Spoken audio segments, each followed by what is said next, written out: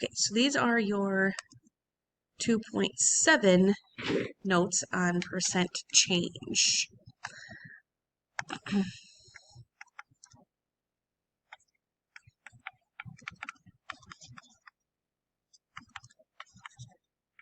Or percent of change. Make sure you put your table of contents, your page number in there, and all that kind of stuff.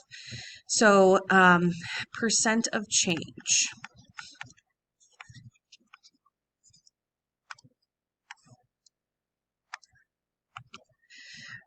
It is the ratio of the change in amount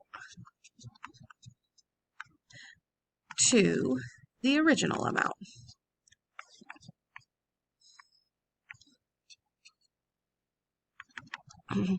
So I like to write it as the percent change. The little triangle in chemistry means delta, that means change.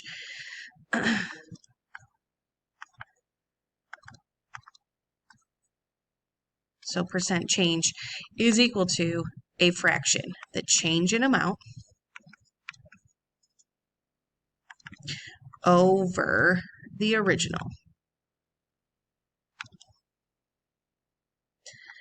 Okay, so you can have either a percent increase or a percent decrease depending on the situation.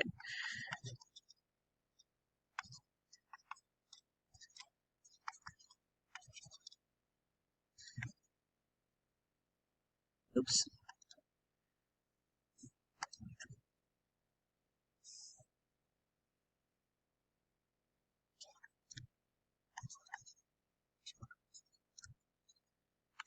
Percent decrease.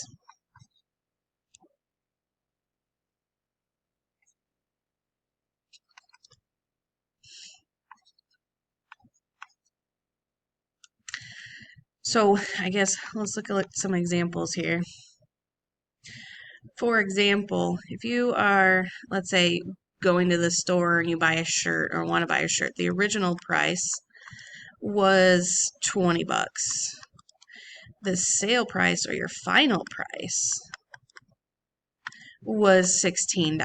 We want to know what's the percent increase or decrease. Well, first of all, you ask yourself, did this go up or down from the original? Well, it went down, okay? So what we're going to do is we're going to find that percent change by looking at the difference, the change in amount. So you had the 20 minus 16 over the original, which is 20. Order of operations says you have to do the numerator first. 20 minus 16 is 4 over 20.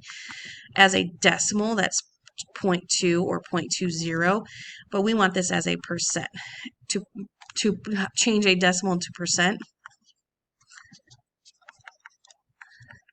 move decimal 2 places to the right. So you have 1, 2. So this is a 20% change. But we did know that it went down. So this is a 20% decrease. So I'll just do a little arrow that says a decrease there. Let's try this one. Let's say you had the original amount was 20, and then the new amount is 23. This one did go up, but we're still going to look at that change. Like I always take the bigger number minus the smaller one in the top, and then it's always over the original. So I have 23 minus 20 gives me 3 over 20. As a decimal, that's 0.15. 2 places to the right would be 15%. And because it did go up, we are looking at a percent increase. And I'll just draw a little arrow to show that it is an increase. Okay. So let's say you have the original was 25, and then the new is 17. So the percent change is 25 minus 17 over 25. 25 minus 17 is 8 over 25.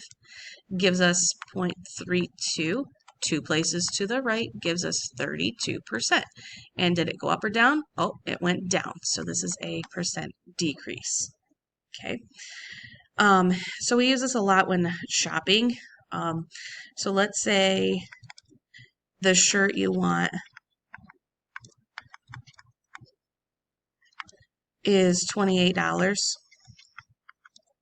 and is on sale 30% off. We want to know, what do you pay for the shirt? Okay, so again, this we can set up like a proportion, but there's multiple ways that we can actually do this one. If we look at way number 1, we're kind of interested in what is the 30% off of 28, or what is 30% of 28, because once I figure that out, that tells me how much my discount is, because I know my shirt's going to be cheaper.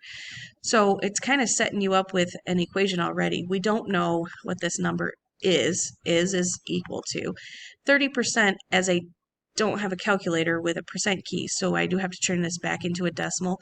So if I go to the right to turn it into a percent, we're going to have to go 2 places to the left to go decimal. So this is 0.3. Of means to multiply, and then 28. So I get x equals 0.3 times 28, which is $8.40. But this is telling me how much is taken off the shirt. So to find out what I really pay, it was $28.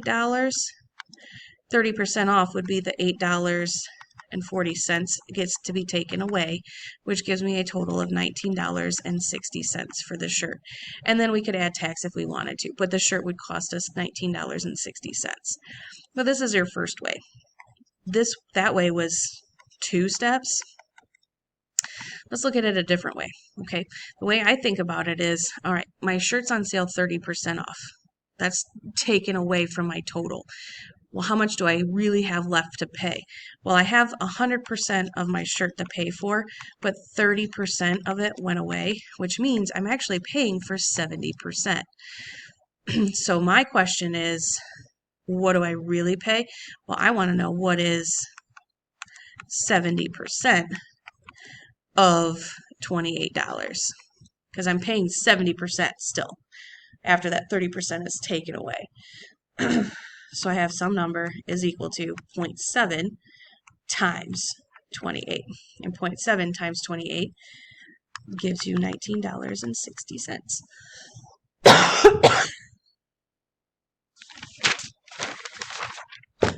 Okay, let's look at a sales tax problem. So sales tax in Indiana,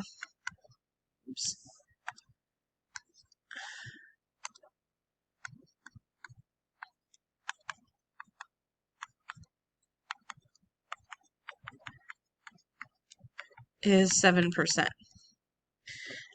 Let's say you want to buy concert tickets,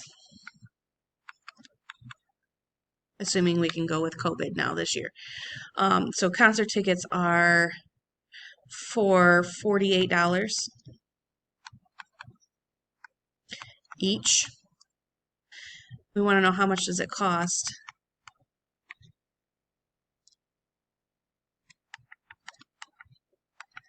for 23 tickets? Say I want to take my whole class.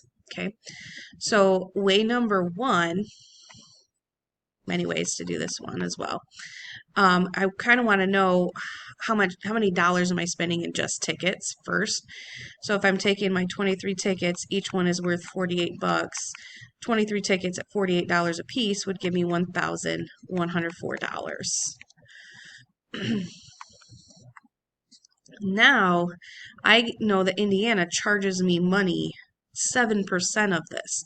So I'm going to have to take, 7% of $1,104 to figure out what they're actually tacking on, which would be, if I move my decimal 2 places to the left, 0.07 times 1,104 gives me $77.28 just in the tax.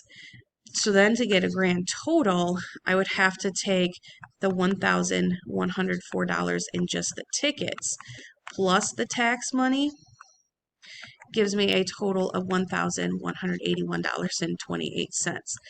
Very expensive trip to the concert. But we can actually do this in way less steps. If we look at way number 2.